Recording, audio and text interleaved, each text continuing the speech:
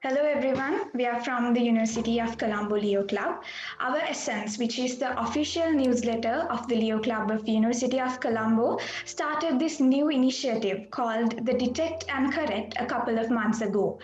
Through this newly introduced segment, our main objective was to talk about important and debatable social aspects which are not commonly discussed in the present context. So, most important fact about Detect and Correct is that the viewers will get a chance to watch Detect and Correct through our official YouTube channel as well as read this article through our official newsletter. So, for the month of December, as the fifth Detect and Correct episode, we have chosen the topic Is personality building possible through psychology? So, if you think for a moment of all these people that you have come across in life, it could be your friends, your family, or a random person that you meet somewhere, you will understand that each of these person is extremely different from one another. So this person could be extremely introvert, or they could be quite curious or energetic, or they could be sensitive. So regardless these personality differences, every person is beautiful and unique in their own way. But can these personality traits affect our lives, affect our careers, and can these be changed by our choice? So this is the topic for the day, and to talk about this we have Tehani Gunawardana, a clinical psychologist and a senior lecturer at the Department of Psychology at the University of Peradeniya. So, welcome to Detect and Correct, madam, and give us a brief introduction about yourself before starting the session. Thank you, Nelum, and thank you for inviting me for this interview today. So I am mainly a clinical psychologist, as Nelum mentioned earlier, and I'm also working as a lecturer at the Department of Psychology at the University of Peradeniya at the Faculty of Arts. And I do a lot of research relating to child adolescent development as well as personality related areas as well. So personality development, I guess, for university students especially, I think we start to do a lot of programs relating to university students and how to develop their personality. So I think it's a very apt topic or a very relevant topic for our students. And at any age, I think it would matter to learn about how you can. Maybe we can discuss about whether it's possible to change our personality or whether we should be more uh, tolerant and be able to adapt our personality dimensions to different situations. So I guess during the discussion we can talk about those kind of things as well. Yeah, so moving on to, like you said, to the topic of the day, we are trying to connect psychology with personality. So, in psychology, how do you see personality and personality dimensions? Okay, so personality and psychology has a very long history, I would say, because we started to talk about personality during the times of the Greeks. And then, even with Freud, Sigmund Freud, whom everyone knows when it comes to psychology, he also put forward his different ideas about what personality is. But right now, after much revisions and after doing a lot of research, we mainly believe in two main theories of personalities. One theory says that when it comes to our personality characteristics, that we have personality types. So, as in, like, say, there would be people who are extroverted, and then there would be people who are introverted, right? So, the main issue with this type theory relating to personality is that it says that you will have one personality type, like say you would be extroverted, but then you won't have any degree of introversion in you. And if you look at this theory practically, you would notice like there would be instances, even though you would be largely an extroverted person and you like to hang out with other people, there would also be instances when you want to kind of be alone, where you don't want to necessarily talk to anyone or you don't want to hang out with anyone. So, because of this all or none kind of idea that the type theory to personality came up with, where they said that you are either extroverted or you're introverted, like you cannot have different levels of both. Another approach to personality, another theory came about called the trait approach to personality. So in this trait approach, we believe that we have different levels of personality dimensions. Like as an example, like say Nelu might have more extroversion than me, as an example, right? So you might be relatively more extroverted than me, but that doesn't mean that I am not extroverted as well. I will also have a certain level of extroversion and introversion in me. So this trait approach pretty much looks at a more balanced way of looking at personality, and also it's more practical, I would say. If you look at our lives, depending on certain situations, the personality dimensions that we show might be different. Like as an example, when we are comfortable with someone, or when we are in a workplace and when we are comfortable in that setup, we might react with more assertiveness. Maybe we might speak up more about our thoughts and our opinions and our ideas. But say when we are out in the public, we might not be so vocal about what we think, right? So that is also another situational element of personality, where the expression of our personality dimensions might really change depending on the situation that we are in. So that element of personality is also captured by this trait approach, which says that we have relative degrees of different personality dimensions, or different traits or characteristics, which we say is relatively consistent over our lifetime. Like once we develop a certain personality characteristic, it usually remains with us, and it becomes expressed in different occasions in different ways. And the most popular personality dimensions that we as psychologists do research on, and we kind of use when we measure personality with clients as well, is this personality theory called the Big Five personality theory, where we speak about 5 main dimensions of personality. So these dimensions are these what we call the openness to experience. So these personal dimensions can be actually denoted by this acronym called OCEAN, where we have openness to experience, conscientiousness, or how goal directed are we, and how extroverted are we. Then we have agreeableness, so how amiable are we in our social interactions with other people. And then the final one is this neuroticism, which is the more tricky personality dimension. Neuroticism pretty much means that we tend to be a little unstable emotionally, but it doesn't mean that it's always a negative thing. So when we discuss further, we can look into that as well. Okay, madam. So, when you talked about these personality dimensions, can we identify these personality dimensions as more positive or more negative than others? Can we clearly define what are more positive and what are more negative? Yes, that is a good question. So the thing is, as I said before, this neurotic component in our personality, this emotionally unstable element in our personality, if we take the Big Five personality dimensions, that is largely considered to be a negative element in our personality, right? Because emotionally unstable people, they have high reactivity to different situations, and environmental changes actually trigger them off a lot. Like they might get very distressed, they get sad very easily, they get frustrated, they react with anger, right? So neuroticism is one personality component that we consider to be quite on the negative side of it.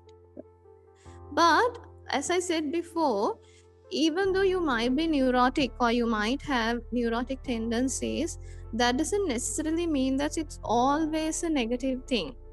Because neurotic individuals, they feel emotions very deeply.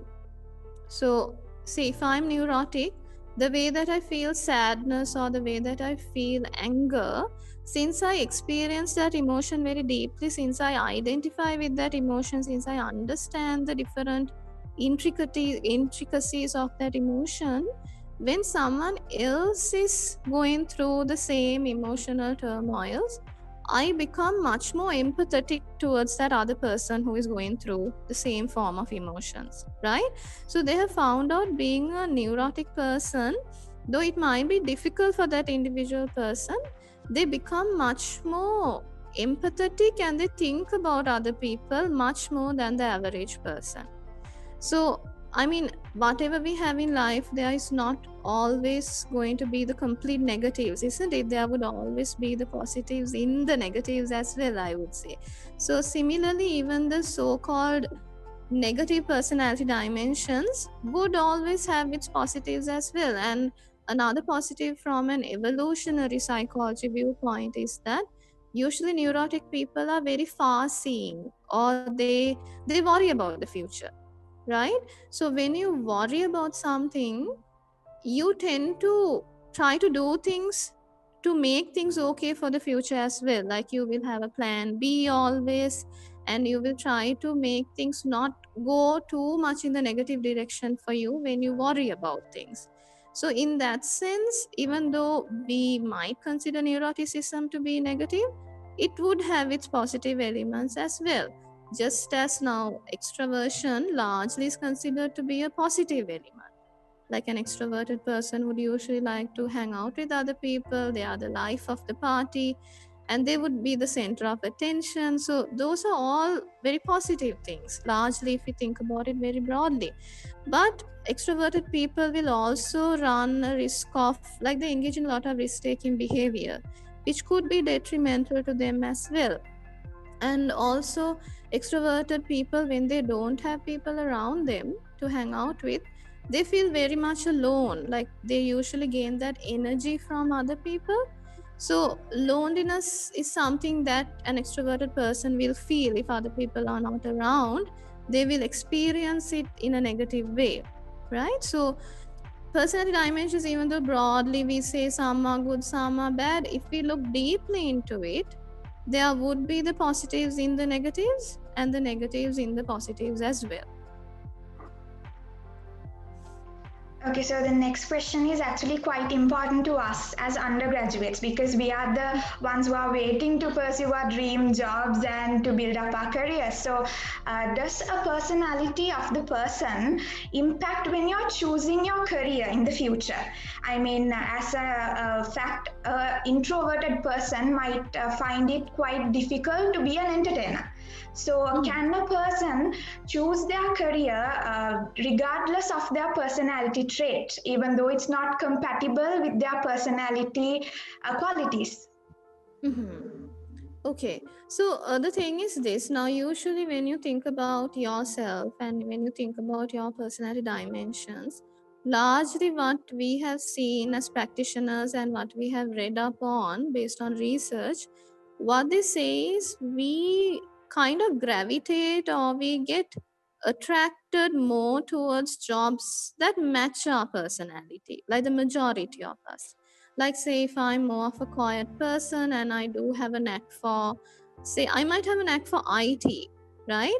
And I might end up doing more hardware, software related activities when it comes to my IT related degree and careers thereafter.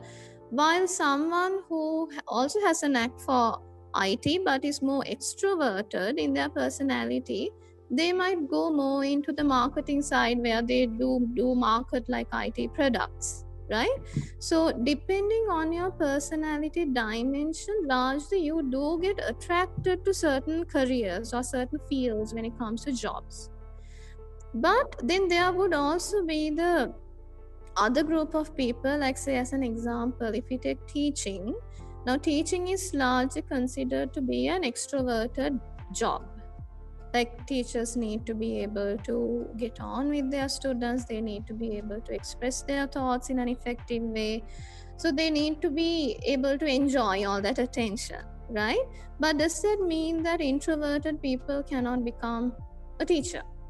Or, like, as you say, can't they become entertainers, right? So what we can see is an introverted person can become a teacher. Of course, it's not a limitation for that person, not at all. But it's also, when you become a teacher and when you're introverted, the way that you face that job, the way that you adapt to that job would be slightly different.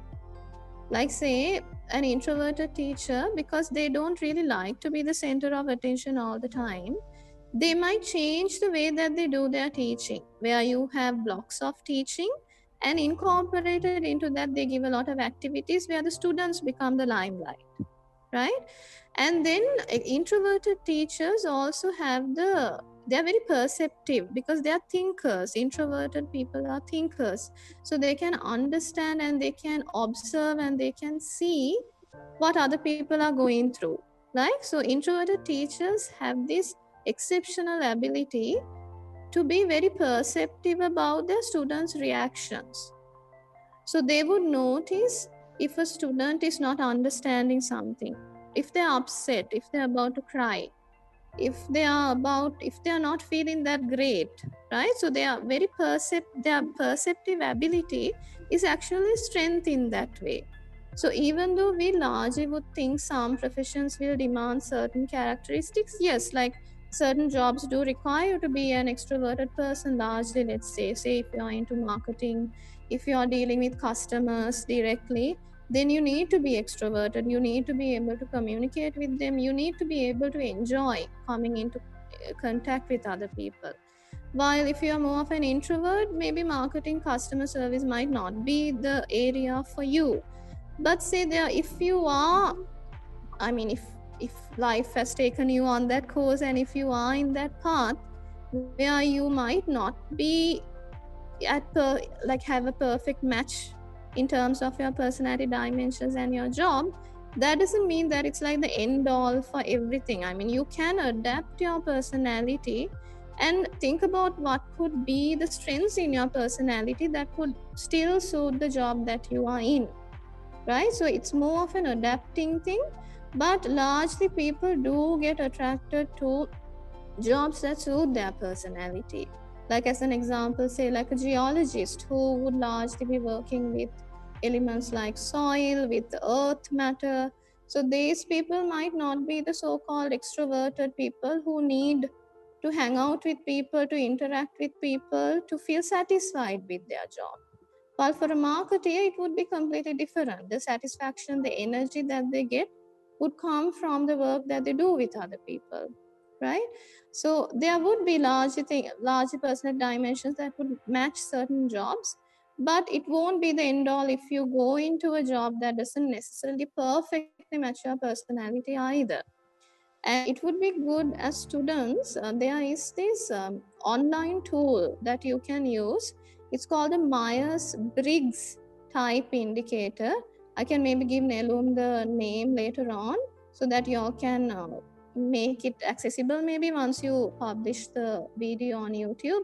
So, in that Myers Briggs type indicator, they actually measure your personality dimension. So, they ask you a couple of questions and then they give you a personality type, and that matches you to certain jobs which you might be good at. So they have like a database of jobs, of competencies that are required in that particular job, and they match your personality to that particular job or that particular career, and give you an idea about what you might be good in.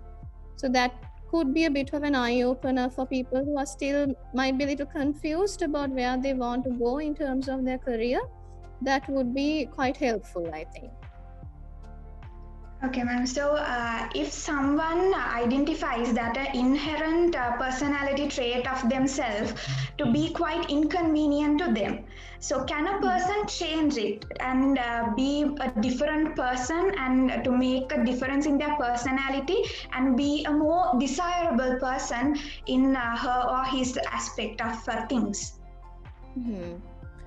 Yes, so I mean, all of us will have our negative elements when it comes to our personalities, right? No one is perfect.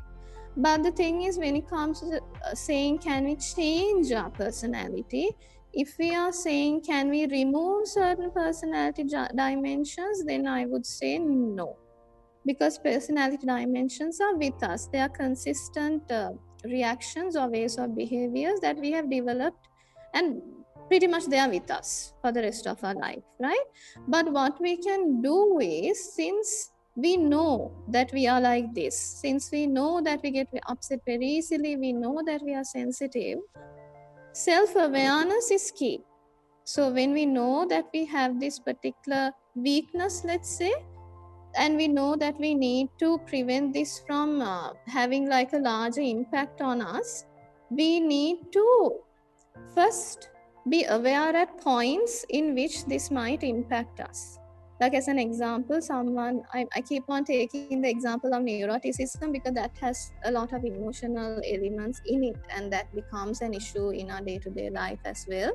So someone who is highly emotionally reactive, say if they fail an exam, or if they get like say a C for an assignment, they become very self-critical, right? And that would kind of put them on this spiraling down element where you feel very dejected, you feel frustrated, you feel like your life has come to an end. So if you know that you are someone like that, and if you're aware about it, you can observe your reactions as an outsider. So look at yourself in an objective way. So what am I thinking at this moment? How am I feeling? How am I reacting? Am I shouting at everyone? Am I irritable? Are my friends saying I'm so stressed out that they cannot hang out with me? So what is the impact that this is having on my life? So one way in which you can increase that self-awareness about yourself is to look at yourself as if you are an outsider, as if you're in a dream and you're looking at yourself from outside, right? And once you become more aware about the way that you react on certain occasions, then you can have a contingency plan. Okay, if I am to change these reactions on the next occasion, something similar happens, then what can I do? Like, I know I need some time to calm my emotions down. So can I take some me times? Can I have only have time for myself? Can I just tell my friends I need my time, I need my space right now? And can I just wait a little bit till my emotions are under control? Right? So you need to be aware about moments like this, and you need to have a plan. How do I change my behavior, and how do I not react in the same way that I did earlier? And the other thing is, be a little bit more self-compassionate towards yourself. Like, you have come this far with these personality dimensions, right? And you might have blown up once in a while, you might have done things that you regret now, but you have come this far, and you are your unique person. Like you said, Nelum, earlier as well, we are very unique in our personality characteristics, we are very unique as people. And but we have survived and we have come so far. I mean, most of the university students, they have passed through many hurdles, many challenges that are internally there as well as externally there, and you're here right now, and you have accomplished something for yourself. So you need to be a little bit more compassionate towards yourself. Yes, this is me, so this is who I am. It doesn't mean that I am someone who should be like pushed away from society. I'm not someone that should completely change to be accepted by society. If I can manage my characteristics in such a way that it's tolerant to me, that should be sufficient. So you need to be a little bit more compassionate towards yourself as well. And when you're more tolerant towards yourself, and when you're more accepting of your personality characteristics, it kind of enhances your ability to adapt to different situations with those personality characteristics. Once you start rejecting and once you start to retaliate against those personality characteristics, is when it becomes more difficult for you to handle it in certain situations. So tolerance and self-compassion would be two ways in which you can maybe make even negative personality characteristics more positive and more adaptable, I would say.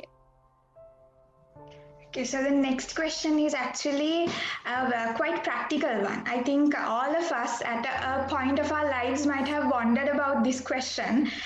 When it comes to romantic relationships, is there a personality influence traits that influence when we are choosing our romantic relationships partner?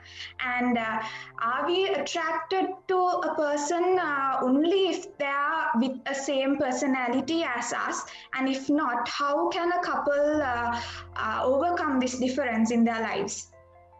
Mhm. Okay, another very relevant and an important question, I would say. Um, so when it comes to social psychology, we have theories and done a lot of research about attraction. Like what you asked earlier, are we attracted to people who are very similar to us, or are we attracted to people who are different to us?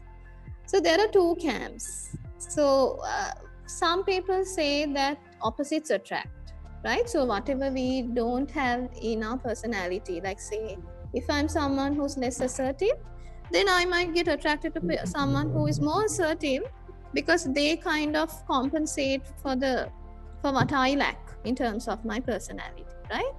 But then the other camp, what they say is we do get attracted to people with personality dimensions that are very similar to us. So the second camp, which says similarity is what really matters, has more research backing it up as well. So we do have a tendency to get attracted to people who have similar personalities, the majority of us. So the majority of us would get attracted to people who have similar personality dimensions as us. So the bottom line is this would largely be because as even in a relationship as a couple, we would engage in a lot of activities where we should meet like common interests, ideally, isn't it? So those common interests, we engage in different things, would be the driving force behind a relationship. But what we have to consider in terms of the similar personality dimensions is the life course of a relationship. Now, our relationships progress over time, right? So, our relationships might end up in a marriage, or it might be like a relationship that would remain in the same status for a longer period of time. So, our relationships will evolve. Like, say, in the typical heterosexual relationship, there would be the initial courting period, there would be the much in love period, with the honeymoon period, we call it, right? Where there is a lot of bonding happening, a lot of attachment related activities happening, a lot of intimacy related things happening. So, in that stage, what researchers have found out is this initial stage in a relationship, having similar personalities actually matter a lot, because we have a tendency to form an attachment with people who can understand us and who can do things that we like to do majority of the time.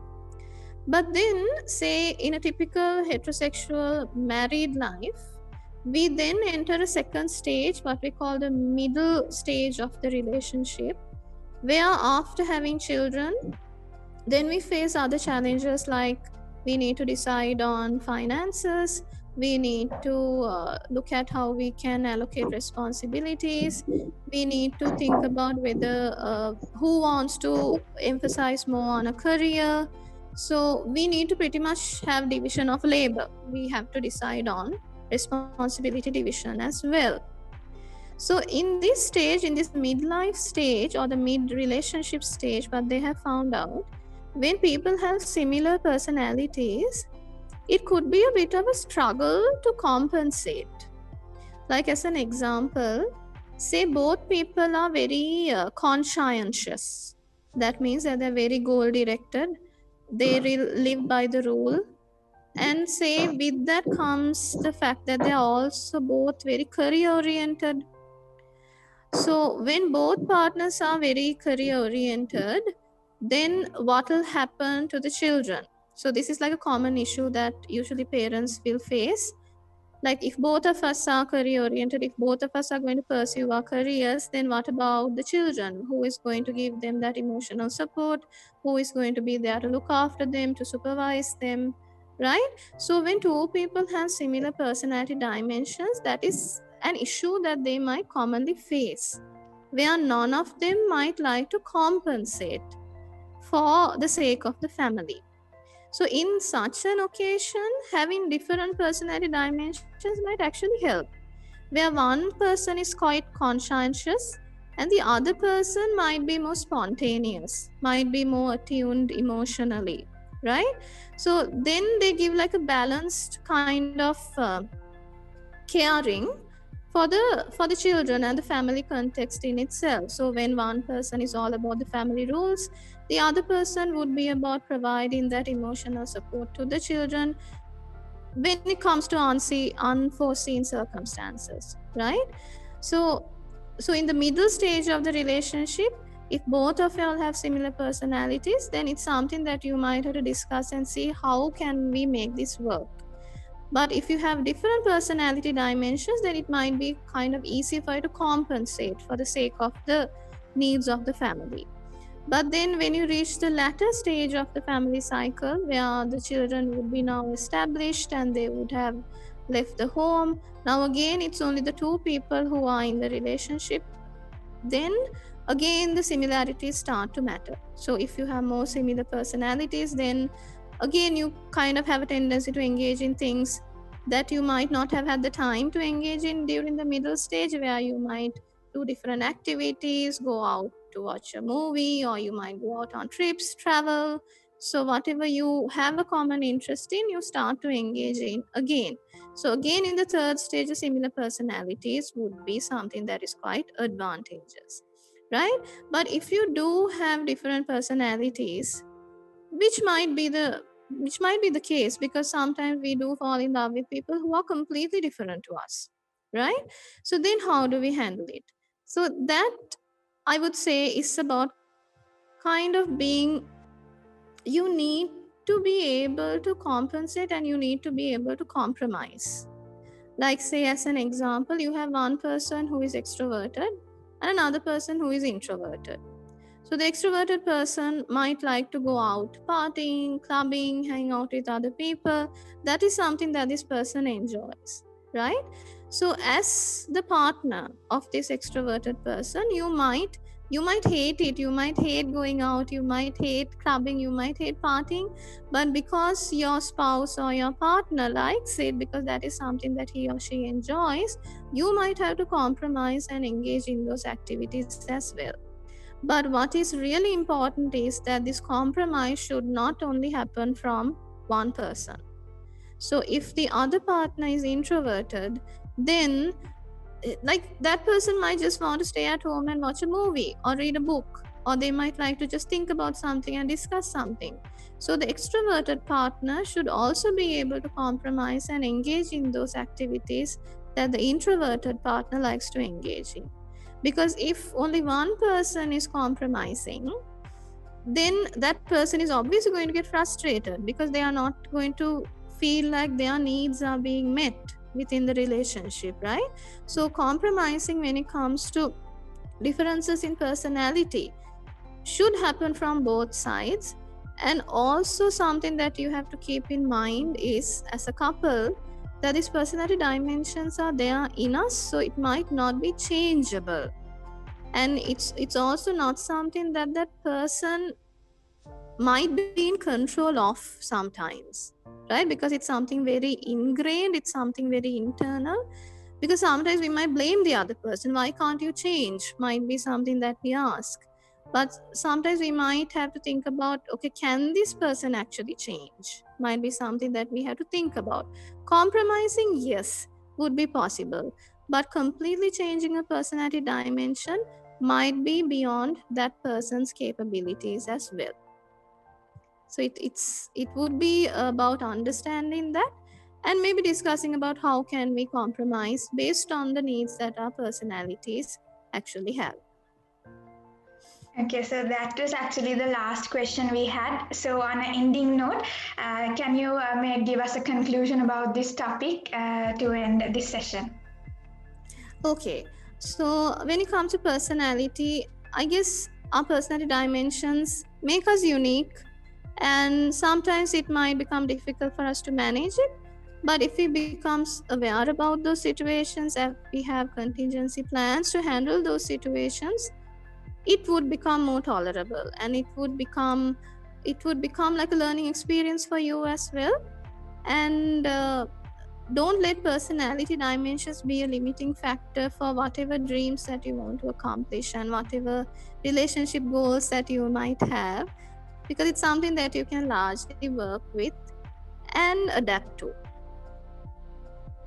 Okay, so I think all the viewers will agree on me when I say that you actually taught us a lot. It's relatable and it's actually very relative to us. So, Senior Lecturer Tehani Gunawardena, thank you, Madam, for joining us, and I'm thanking you on behalf of the entire Leo Club of University of Colombo, and also all the viewers who joined with the YouTube video as well. So, again, thank you so much. And to all our viewers, thank you for joining us. And we will see you again with a brand new episode of Detect and Correct soon.